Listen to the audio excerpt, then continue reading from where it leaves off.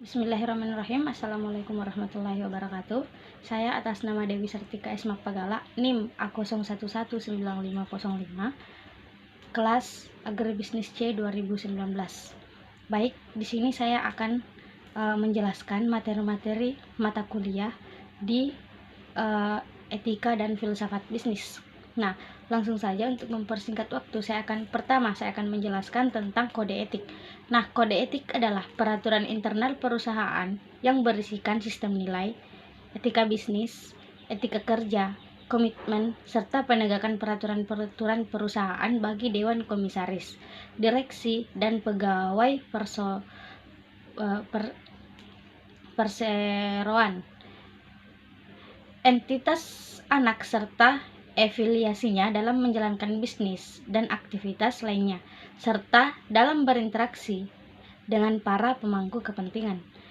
Peraturan ini dimutakhirkan dengan keputusan direksi nomor KD 38027-DIR tanggal 29 Agustus 2014 tentang kode etik dana reksa.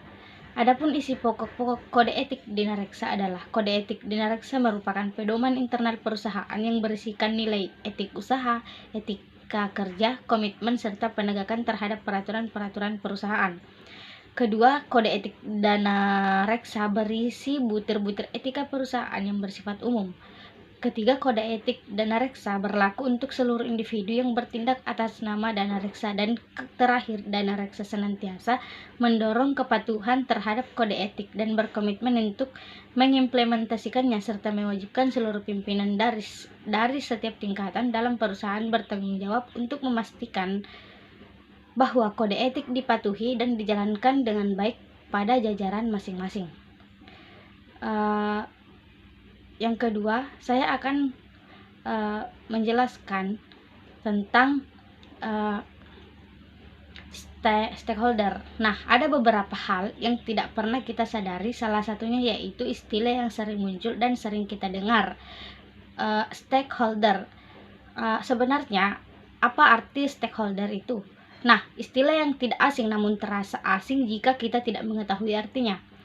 Stakeholder adalah pihak pemangku kepentingan atau beberapa kelompok orang yang memiliki kepentingan di dalam perusahaan yang dapat mempengaruhi atau dipengaruhi oleh tindakan bisnis secara keseluruhan. Stakeholder dikelompokkan menjadi dua, yaitu stakeholder internal dan stakeholder eksternal.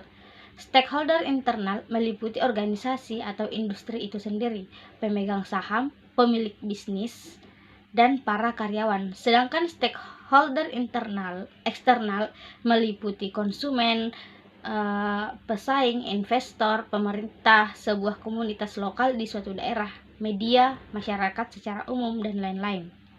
Nah, selanjutnya ada beberapa kewajiban perusahaan yang harus kita ketahui. Yang pertama yaitu menyediakan jaminan ketenaga kerjaan. Kedua, memberikan waktu istirahat. Ketiga, membayarkan gaji. Dan keempat, menyediakan waktu beribadah. Nah, selanjutnya saya akan menjelaskan tentang GCG atau Good Corporate Governance, yaitu tata kelola perusahaan yang baik. Adalah prinsip-prinsip yang mendasari suatu proses dan mekanisme pengelolaan perusahaan berlandaskan peraturan perundang-undangan dan etika berusaha. Nah, penerapan prinsip GCG atau tata kelola perusahaan yang baik dapat meningkatkan kinerja perusahaan dan nilai ekonomi jangka panjang bagi para investor dan pemangku kepentingan. Contoh dari penerapan GCG adalah sistem pengendalian dan pengawasan internal, mekanisme pelaporan atas dugaan penyimpanan, tata kelola teknologi informasi, pedoman perilaku etika, dan sebagainya. Kemudian ada CSR atau Corporate Social Responsibility, adalah pendekatan bisnis dengan memberikan kontribusi terhadap pembangunan yang berkelanjutan dengan memberikan manfaat ekonomi, sosial, dan lingkungan bagi seluruh pemangku kepentingan. Kemudian ada tentang karyawan dan masalah etis terkait konsumen. Yang pertama adalah perhatian untuk konsumen, diantaranya adalah hak atas makan, hak atas informasi, hak atas memilih, hak atas didengarkan, hak lingkungan hidup, dan hak konsumen untuk pendidikan. Yang kedua adalah tanggung jawab bisnis untuk menyediakan produk yang aman.